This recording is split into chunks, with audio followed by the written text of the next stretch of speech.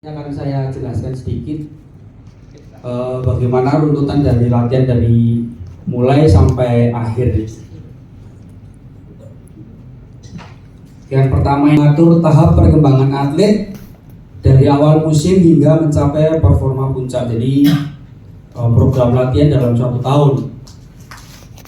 Kemudian bisa diartikan juga peta besar perjalanan latihan atlet menuju performa puncak. Tapi ada catatannya ya, Coach. Next.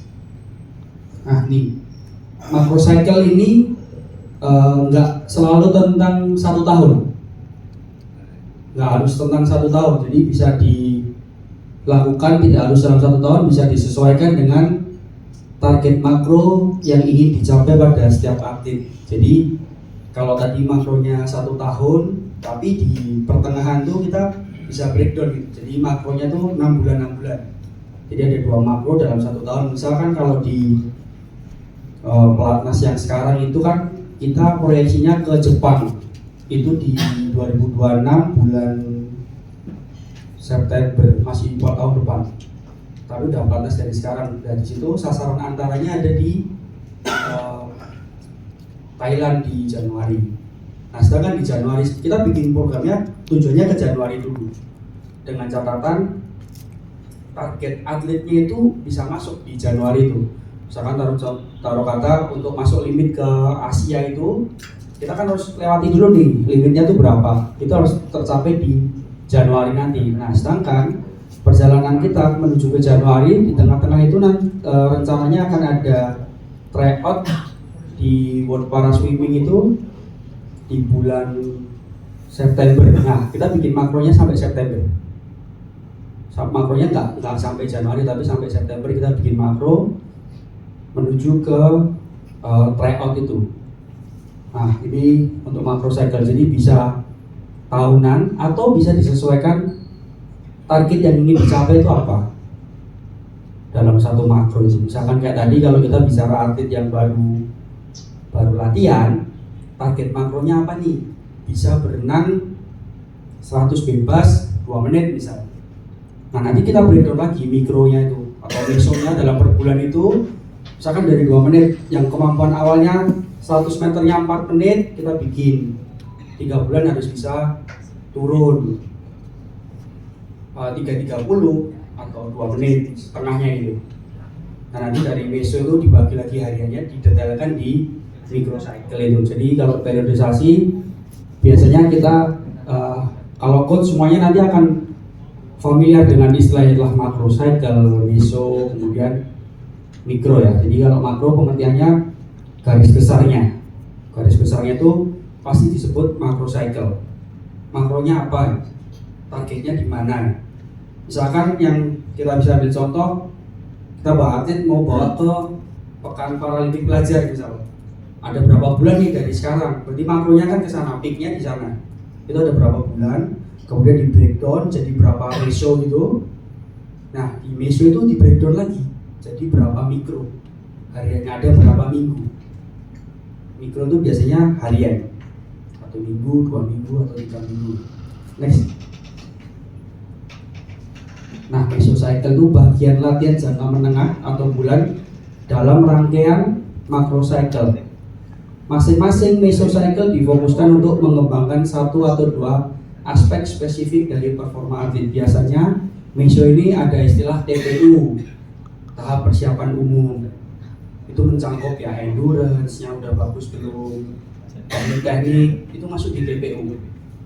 Nanti ada yang namanya TPK, tahap prakompetisi.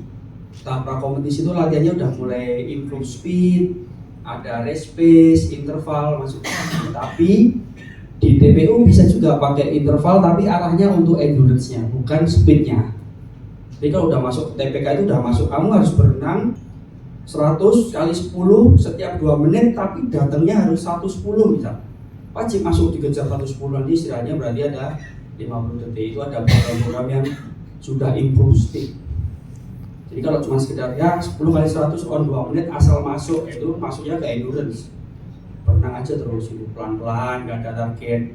Tapi itu gak direkomendasikan ya, walaupun kita renang panjang, tapi harus diusahakan berenangnya gak cuma berenang panjang pelan, itu malah nggak efektif.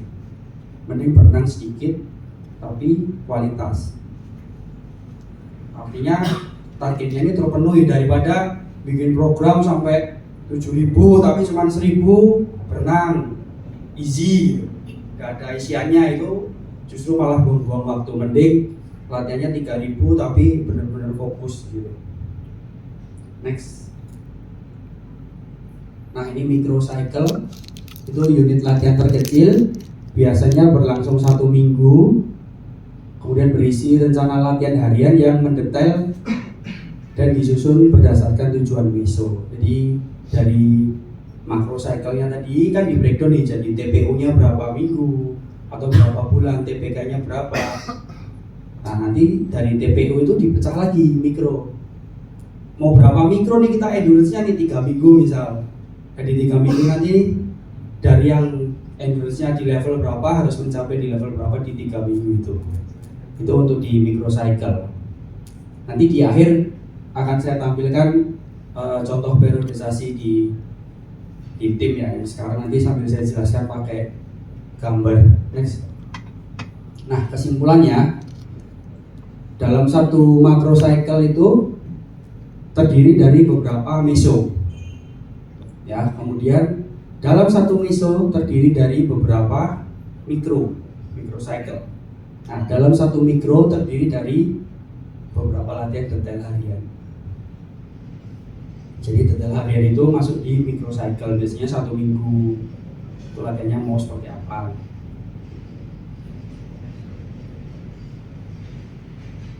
Nah, ini masuk ke struktur latihan ya, Coach. Jadi sebelum masuk ke air kan biasanya kita ada warm up ya, pemanasan di darat. Jadi saya tulis di sini warm up dryland. Tujuannya ini ada di tahap persiapan otot dan tubuh sesuai kebutuhan latihan sebelum melaksanakan latihan yang dilakukan di darat. Jadi drylandnya ini gerakannya yang menuju seperti halnya renang. Tujuannya ini meningkatkan suhu tubuh, kemudian meningkatkan DN, meningkatkan aliran darah, lubrikasi persendian, pencegahan cedera sama aktivasi otot. Jadi perlu kita tahu di sendi-sendi badan ini kita tuh ada lubrikasi secara alami ya, yang itu harus dirangsang supaya dia juga keluar pakai gerakan isometrik, misalnya yang push up tapi nahan. Jadi contoh pemanasan dryland itu yang mendetail ke gerakan renang. Besok bisa kita lihat di PTC ya, cuman sini akan saya jelaskan secara garis besarnya aja. Jadi yang pertama itu untuk pemanasan ankle itu bisa diputer ankle-nya, ankle roll ke kanan 10 kali, puter ankle aja ke kiri 10 kali. Kemudian naik lagi ke lutut. Itu dia tangannya di sini dia putar 10 kanan 10 kiri. Untuk pemanasan lutut, naik lagi ke hip. Pinggul ini gerakannya tangannya di dua-duanya di sini, angkat ke depan, tahan balik, buka ke samping, turun ke belakang, posisi sikap lilin kanan kiri. Itu untuk pemanasan dari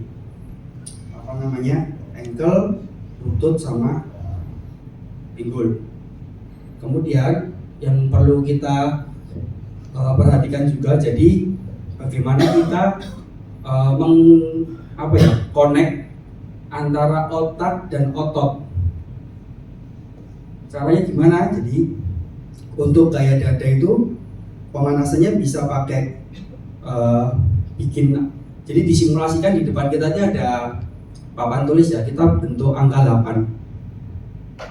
Tapi gerakannya bareng. Ini seperti kaca itu, Bos.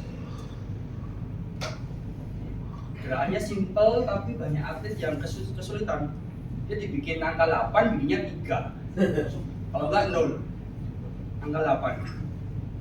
Jadi sebelum latihan biasa kan ini aja, konekin antara otak kanan sama otak kiri itu biar sinkron sama gerakan tangannya ini. Ini untuk gaya dada, kayak kuku ini biasa kayak short axis. Kalau yang long axis swing arm, satu kanan ke depan, satu ke belakang. Nanti gantian. Gerakannya simple, itu fungsinya untuk muscle connect ya. Muscle connect antara apa yang diperintahkan oleh otak ke badan. Jadi itu bisa dimasukkan ke warm up dry land itu. Kemudian setelah itu masuk ke gerakan spesifik, biasanya kan push up gitu. Contoh yang gampang tuh push up. Nah, pernah tuh punya push up sendiri, freestyle push up namanya. Gerakannya sama kayak push up. 1 sampai atas, namanya kayak bebas. 2 kayak bebas. Itu kayak gitu. Terus nanti backstroke sama, 1 belakang, 2 kanan kiri. Jadi gerakan-gerakan trailingnya ini kita detailkan seperti kita berenang. Kemudian ada push up sudah, ada untuk yang seluruh tubuh koordinasi itu dia dari posisi berdiri, turun, one, cobra kanan, kiri, balik lagi, taruh sini. Itu dilakukan aja. Itu atlet-atlet pada seneng karena semuanya kayak sendiri itu kayak yang kan sering kayak gitu. Lakukan itu 10 kali. Itu udah berkeringat. Terus ada lagi rock and roll streamline. Itu posisinya dari kita tidur, kakinya diangkat, posisi duduk, langsung praktekin mas. Streamline. Itu kayak simulasi kita habis kembalikan. Ini gerakan harus kembalikan. Nah, besok kita praktekin semua di pelatnas nanti, jadi coach bisa lihat nanti yang perlu ditanyakan langsung kita jelaskan di sana. Jadi banyak ya gerakannya, dry land, terus juga straight cord. Straight cord juga ada catch, hanya catch. Ini elbownya dikunci, kemudian pull, push, full dari depan. Ada juga pull over ya. Pull over itu posisinya membelakangi, straight cord-nya di belakang. Kita posisinya duduk gini, tarik ke depan. Bisa single arm, kanan kiri dulu, kanan kiri, yang ketiga double semuanya. Itu improve buat gerakan gaya bebas catch di depan itu. Banyakin. Jadi straight cord gak cuman biasanya kan momentum tarik yang penting narik. Jadi kalau misalkan gerakan dry land itu kalau bisa pelan gerakannya. Atau kalau memang harus ada yang eksplosif juga boleh. Push up 5-5, artinya 5 detik turun, 5 detik naik. Dan itu berat. 1, 2, 3, 4, 5. 1, 2, 3, 4, 5. Nanti yang kedua 3, 1. 1, 2, 3, 1. 1, 2, 3, 1. Push up 3, 1. Udah berapa tadi itu? Itu pemanasan yang bisa dilakukan sebelum berenang. Jadi udah bukan lagi pemanasan yang statis, yang kayak di sekolah itu ya. Jadi kalau sebelum olahraga hindari pemanasan statis. Hindari pemanasan statis karena tipe otot kita itu seperti karet. Jadi kalau di awal sudah di stretch statis, dia akan stretch. Dia butuh waktu buat kembali ke posisi awal ininya. Jadi mungkin akan lemes, justru nggak siap tapi malah lemes. Jadi pemanasan sebelum latihan itu harus dinamis. Dinamis stretching, baru selesainya statis boleh. PNF, flexibility di akhir. Setelah falling down, naik, mau stretching, cium-cium lutut, nggak masalah. Jadi besok dry land langsung praktek di PT. Lanjut.